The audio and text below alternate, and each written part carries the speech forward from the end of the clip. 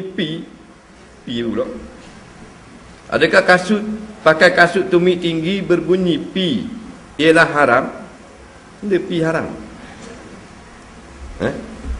Baik, masalah orang puan pakai kasut tumit tinggi. Ada orang kata haram. Tumit tinggi tak haram. Tumit tinggi ke tak ada tumit ke, tumit cabang pak ke kok pandai dia lah. Yang tak bolehnya dia pakai kasut sama ada tumit tinggi atau tumit rendah, kemudian dia berjalan tu, dia bunyikan supaya orang melihat kepada dia atau kepada aurat dia. Situ haram. Kalau pakai tumit tinggi, pasal roliknya set-set tumit tinggi, dia pakai kain nampak kaki, maka dia buat kekuk gitu, maka haram supaya orang nampak dia. Ada pun kalau dia pakai bunyi kerana bukan sengaja buat, tak boleh elok, tak nak jalan bergaluh gitu, pakai lapik spang mau jalan.